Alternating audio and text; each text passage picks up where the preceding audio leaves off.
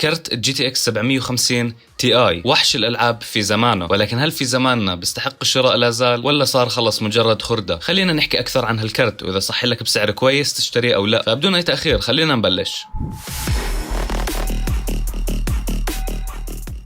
السلام عليكم ورحمة الله، كيف شباب؟ شو الأخبار؟ وزي ما شفتوا بالمقدمة الموضوع اليوم راح يكون عن كرت الجي تي اكس 750 تي اي. يمكن هالكرت الأشهر بفئته حرفيا بين الكروت. بس لحظة شوي قبل ما نفوت بصلب الموضوع ونتعمق ونحكي عن هالكرت وتفاصيله. معظم اللي بيشاهدوا فيديوهات القناة مش مشتركين فيها، يعني نسبة كبيرة جدا مش مشتركين، فيعني يمكن تنسى زر السبسكرايب، فانزل اضغط زر الاشتراك واعطينا لايك للفيديو وخلينا نبلش على طول. يمكن البعض منكم سامع انه هالكرت صار قديم كثير وما بيسوى بالوقت الحالي، ولكن هالكلام مش صحيح 100% أبدا. طيب هالكرت أول مرة نزل سنة 2014، يعني صار له حوالي 11 سنة تقريبا. بيجي مع فيرام 2 جيجا بايت GDDR5، والمعمارية اللي مبني عليها هالكرت اللي هي الماكسويل.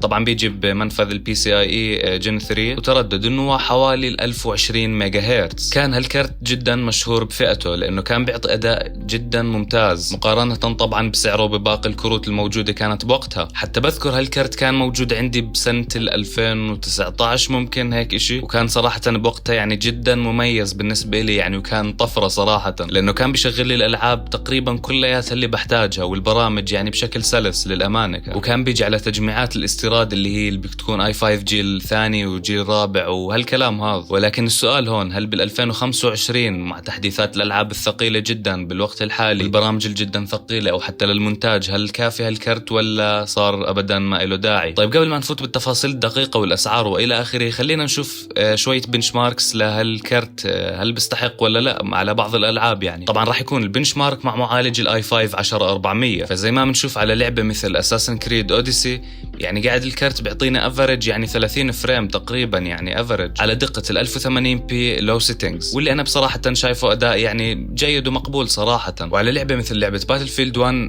قاعد بيعطينا يعني افريج 50 فريم تقريبا، يعني ممكن نحكي 49 فريم افريج يعني على اعدادات ال 1080 بي ميديوم سيتنجز، فلا للامانه اداء حلو يعني. وزي ما بنشوف على لعبه مثل لعبه كاونتر سترايك 2 على اعدادات 1080 بي لو سيتنجز قاعد بيعطينا افريج يعني تقريبا بحدود 80 فريم افريج، برضو اداء يعني جدا ممتاز انا شايفه صراحه. وزي ما بنشوف معشوقه الجماهير فورتنايت على 1080 بي لو سيتنجز قاعده بتعطينا 60 فريم يعني واعلى كمان افريج. فلو عندك شاشه 60 هرتز او 75 هرتز وقفلت مثلا الفريمات على 60 فريم راح تعطيك اداء يعني مستقر نوعا ما، فلا يعني راح تقدر تلعب وتفوت فايتات وكل شيء تمام، والوضوح حلو كمان يعني مش سيئه ابدا التجربه. واخر لعبه بالبنش مارك وقبل ما نفوت بتفاصيل الكرت اللي جدا مهم انك تسمعها، واللي هي لعبه جي تي اي 5 على اعدادات ال 1080 بي هاي سيتنجز، هاي مش لو سيتنجز، قاعده بتعطينا افريج 65 فريم تقريبا، واللي هي تجربه تعتبر جيده جدا مش بس مقبوله، جيده جدا. فالنتيجه صراحه ما كنت متوقعها ابدا من هالكرت بعد 11 سنه. فلا الكرت ما زال بالالعاب بيأدي اداء يعني كويس جدا، الالعاب الخفيفه والمتوسطه والتريبل اي يعني بصراحه لا التجربه حلوه. اما بالالعاب الثقيله مثل سايبر بانك او وارزون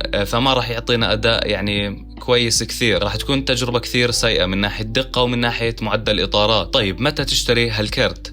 تشتري هالكرت بحالة واحدة فقط، تكون ميزانيتك أقل من $50 تقريبا، يعني اللي هو السعر اللي معظم المتاجر قاعدين بيعرضوه بهيك سعر يعني. وطبعا أكيد مش موجود منه جديد، ممكن تلاقي مجدد، أما جديد أبدا مستحيل، يعني فقط أنت محكوم بسوق المستعمل. ولكن ممكن تلاقي هالكرت بحالة جيدة جدا مستعمل يعني. ولكن لو ميزانيتك بتسمح لك إنك تزيد شوي صراحة بنصحك بالجي تي اكس 1650، فرق جدا كبير وراح يعطيك الأداء اللي بدك إياه تماما على دقة ال 1080 بي. ولكن موضوعنا اليوم على الجي تي اكس 750 تي اي. طيب اذا بدك تشتري هالكرت مستعمل، اهم النقاط اللي انك تنتبه لها لما تشتري الكرت حتى ما ينتصب عليك وما يكون الكرت خربان. اولا اكيد طبعا جرب الكرت قبل الشراء، تاكد من درجه الحراره لما تشغل العاب او برامج، هل مستقره حراره الكرت بعد الاستخدام لفتره يعني مثلا نص ساعه، شوف الحراره بتظل كويسه ولا بترتفع بشكل كبير. اثنين تاكد من نظافه الكرت والمروحه شغاله وامورها تمام، ما فيهاش اعطال كسور او ماكل وقع الكرت، يكون مثلا البادي عادي فيه كسر او اي شيء. وكمان نقطة جدا مهمة انك تتأكد انه صاحب الكرت بغير المعجون الحراري لهالكرت بشكل دوري ومش مهمله ابدا. وانت كذلك بس تشتري الكرت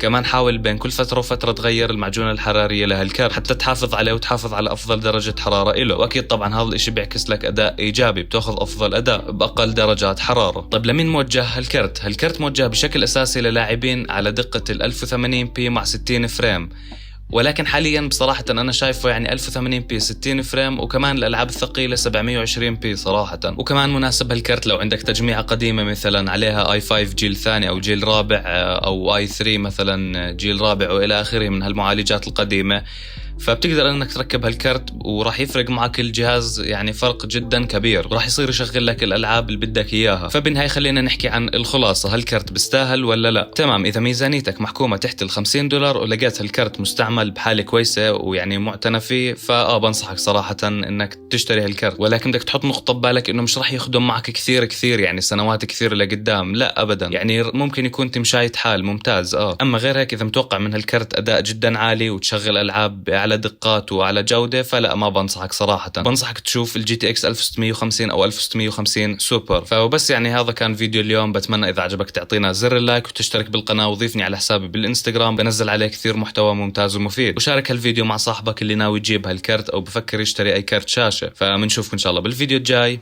سلام.